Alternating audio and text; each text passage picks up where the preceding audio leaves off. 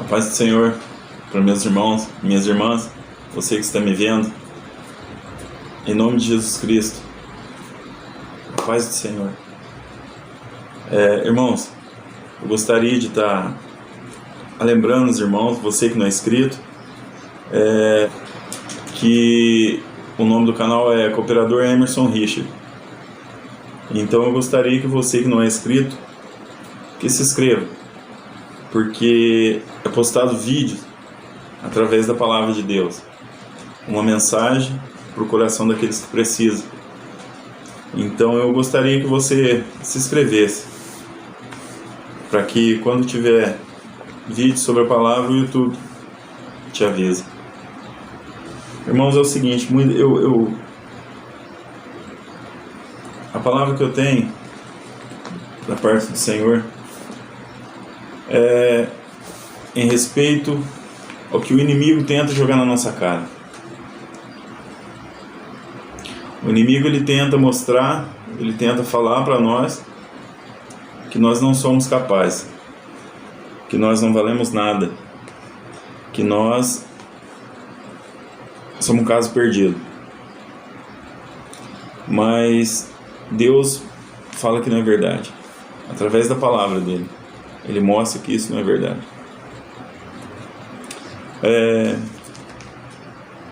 Eu gostaria de estar lendo com os irmãos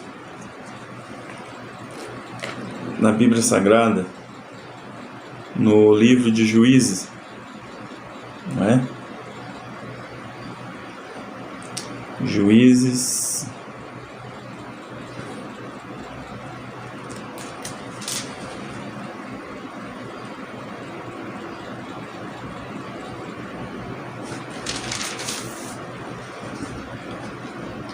no livro de Juízes, capítulo 6,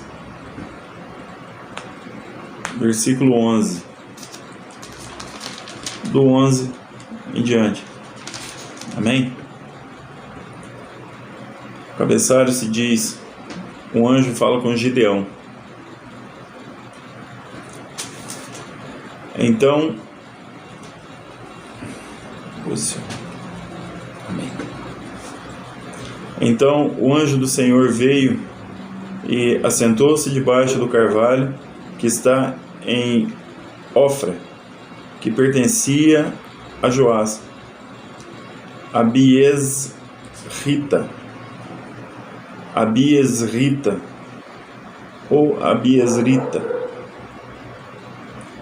E Gideão, seu filho, estava malhando o trigo no lugar, ou no lagal, para o salvar dos midianitas. Então o anjo do Senhor apareceu e lhe disse: o Senhor é contigo, homem valoroso. Mas Gideão lhe respondeu: ai, Senhor meu, se o Senhor é conosco, porque tudo isto nos sobreveio, e que é feito de toda as suas maravilhas que nossos pais nos contaram, dizendo: não nos fez o Senhor subir do Egito, porém agora o Senhor nos desamparou e nos deu nas mãos dos midianitas. Então o Senhor olhou para ele e disse: vai nessa tua força, e livrarás a Israel das mãos dos midianitas. Porventura te enviei eu. E ele disse: ai, Senhor meu, com que livrarei a Israel? Eis que a minha família é a mais pobre em Manassés, e eu o menor da casa de meu pai. E o Senhor lhe disse: porquanto eu hei de ser contigo, tu ferirás aos medianitas como se fosse um só homem. E ele disse: se agora tenho achado graça aos teus olhos, dai-me um sinal de que és tu que falas comigo. rogo-te que daqui não te apartes, até que eu volte e traga o meu presente e o ponha perante ti. E disse: eu esperarei até que volte. E entrou Gideão e preparou um cabrito e bolo sem fermento, de 1 efa de farinha. A carne pôs num cesto e o caldo pôs numa panela, e trouxe-o até debaixo do carvalho e lhe ofereceu.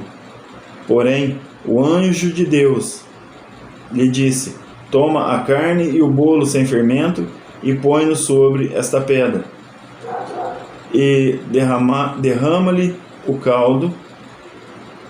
E assim fez. E o anjo do Senhor estendeu a ponta do cajado que estava na sua mão, e tocou a carne e o bolo. Então subiu o fogo da pedra e consumiu a carne e os bolos sem fermento. E o anjo do Senhor desapareceu de seus olhos.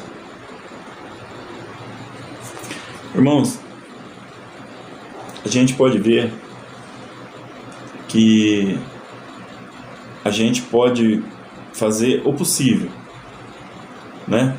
E o impossível é Deus quem faz.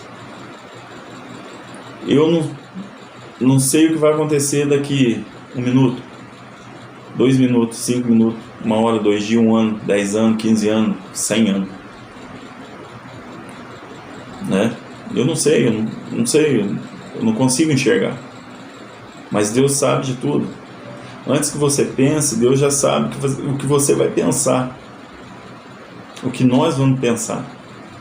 E aí Ele só fica aguardando qual vai ser a nossa decisão, porque isso Ele não interrompe, né, a nossa decisão. E o inimigo, ele já põe na nossa cabeça que nós não somos nada, que nós não somos ninguém, que nós fomos um plano frustrado, né? Um plano errado que Deus fez. E Deus não erra. Jamais errou e jamais vai errar. E uma coisa eu te falo: se nós fomos salvos por Jesus Cristo, se Deus quis assim, e se nós estamos aqui, é porque nós somos parte do plano de Deus. Ele quer alguma coisa conosco, não é verdade? Ele quer que a gente, igual a gente viu aqui, se você continuar lendo, Gideão, ele dentro, como a gente viu, dentro da casa dele, ele era o menor. A família dele era mais pobre.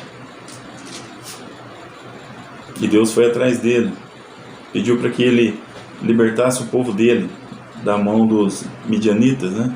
Que a gente leu aqui. E aí ele pede outro sinal para Deus. Senhor, ele estava com medo, ele estava amedrontado.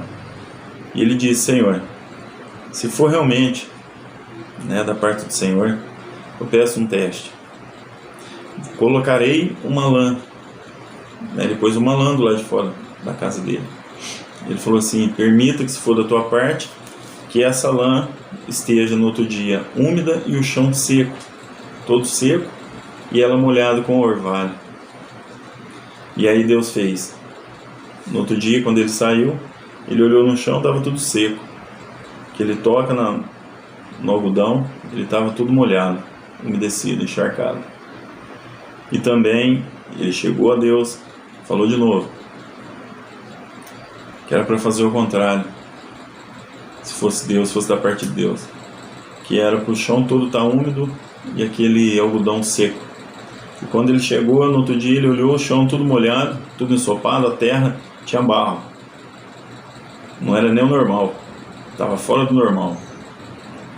Ela estava encharcada.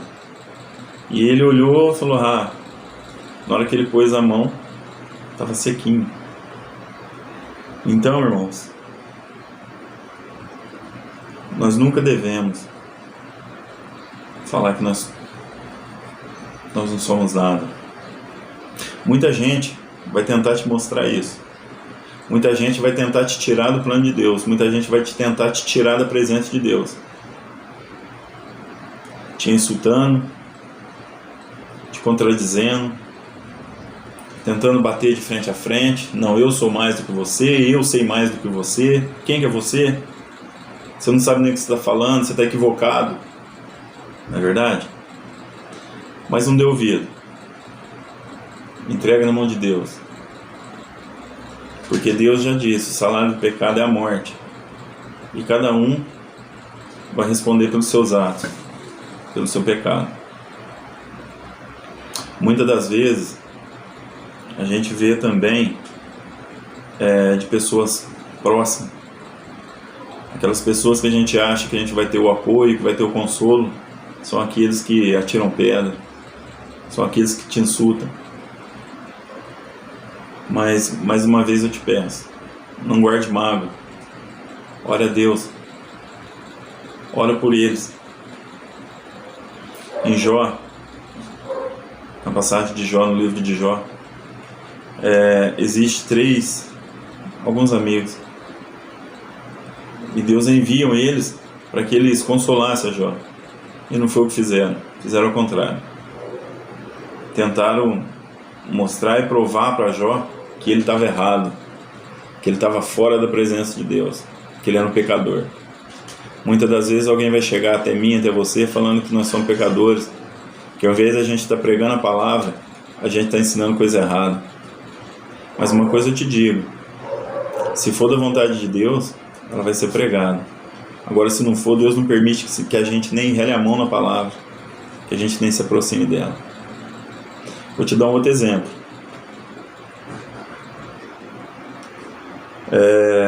Em Samuel, 1 Samuel, capítulo 16, do versículo 1 em diante, né?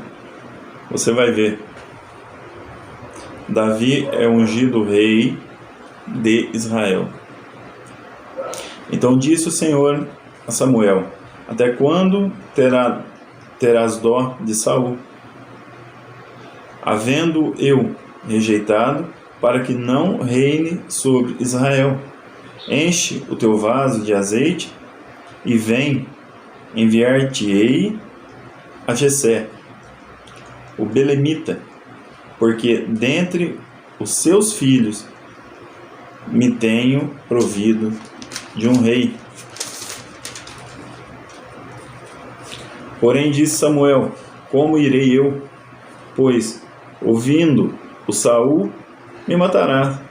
Então disse o Senhor: toma uma bezerra das vacas em tuas mãos e dize: vim para sacrificar ao Senhor. E convidará a Jessé ao sacrifício. Eu te farei saber o que há de fazer e ungir-me-ás a quem eu te disser. Fez, pois, Samuel o que dissera o Senhor.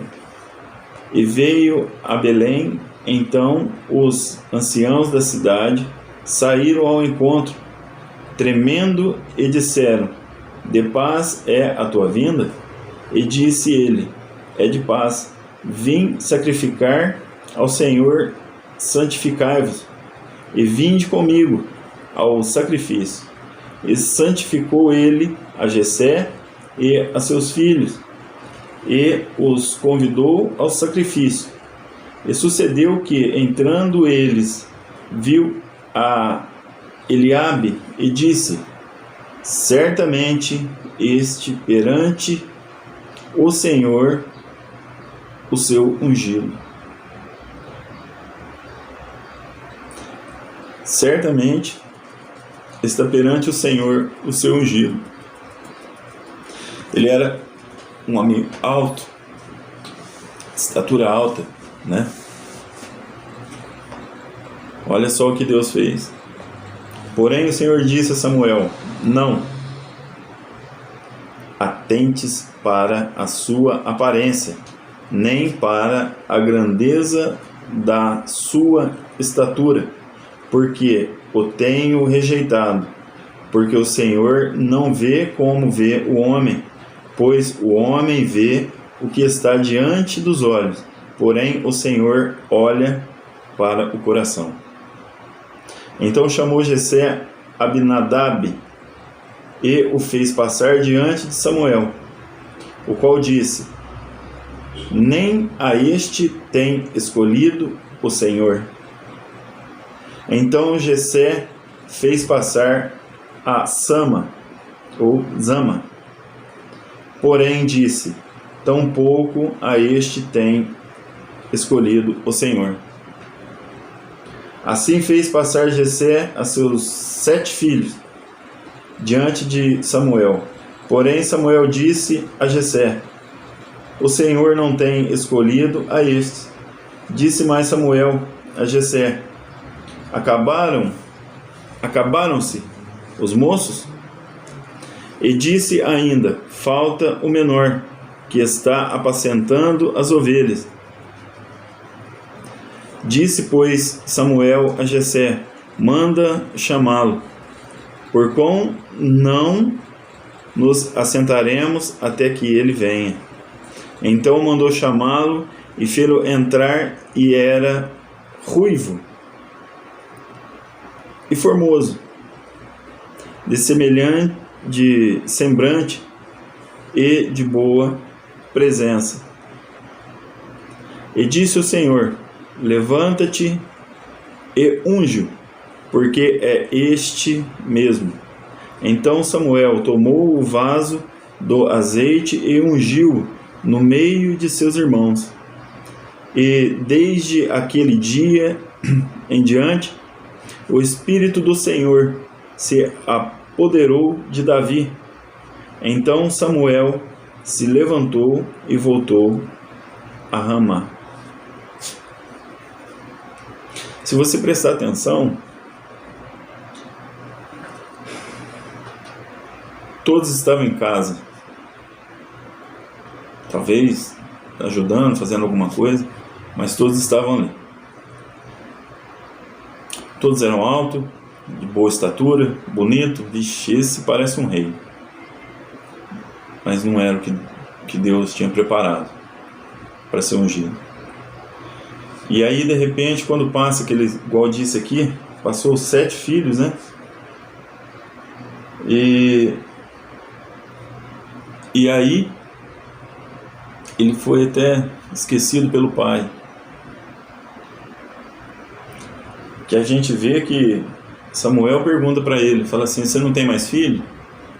Acabou? Ele fala: tem mais um. Cadê ele? Ele está apacentando minhas ovelhas, as ovelhas. Ele estava cuidando das ovelhas do pai. Ele já estava cuidando. Oh, glória a Deus. Ele já estava cuidando dos afazeres do pai. Ele já estava cuidando das ovelhas do pai, né? Já estava cuidando das coisas de Deus. E quando ele vem, Samuel diz: nós não vamos comer enquanto ele não chegar. E aí ele chega. Ele é totalmente diferente do que os outros eram. Os outros eram altos, ele era baixo. Os outros já eram formoso, grande, alto. Ele era baixo, franzino e ruivo. Diferente. Não que isso seja um problema. Lógico que não. Mas ele era diferente daquilo que o olho do homem achava que era. O olho de Samuel, ele via aquele homem grande, formoso, forte. E chega um moço franzino, novo, ruivo, diferente dos outros, né? Daqueles irmãos ali. Mas Deus fala que ele era formoso. Formoso, eu creio que não é só a beleza beleza exterior, né? Mas sim interior, porque Deus, ele conhecia o coração de cada um. Deus já conhecia o coração dele. E ele era um ser obediente. Ele era um menino obediente, porque ele já estava cuidando das coisas do Pai, cuidando das ovelhas, obedecendo o Pai. Não sei por que motivo os outros não estavam fazendo a mesma coisa. Eu acho que, não sei, de repente poderia ter mais um lá ajudando, né? Mas não, estava só ele. E mais pra frente, se você continuar lendo, você vai ver que ele teve momentos que ele teve que enfrentar leão, teve que enfrentar uma ursa. E ele enfrentou e matou. Então, quer dizer, há momentos que o inimigo se levanta contra nós, achando que vai nos derrotar. Mas só que quando a gente está na presença de Deus, quando a gente está fazendo a vontade de Deus, Deus entra em ação e nos salva. Por isso que outro vídeo que eu fiz, né, que a gente fez, trouxe a palavra, é referente ao jejum. Que o jejum, ele libera o poder de Deus na nossa vida. Eu creio que quando ele estava com as suas ovelhas, né, pastorando, olhando, ele estava sozinho. E ali, talvez ele falava com Deus, talvez ele fazia algum tipo de jejum, alguma coisa, porque isso chamou a atenção de Deus. E Deus foi até ele. Lá na frente tem também o gigante que ele derrota. Aquele gigante já fazia um certo tempo que estava chamando os guerreiros, né, os hebreus, do povo de Deus. E ninguém tinha coragem de enfrentá-lo, nem mesmo o rei, nem mesmo Saul. E aí, de repente, esse menino está levando uma comida, levando um alimento para os irmãos, e de repente ele ouve aquele gigante gritar: não tem homem, né, para me enfrentar aí? E aí ele olha e fala: quem é esse incircunciso que desafia o povo de Deus?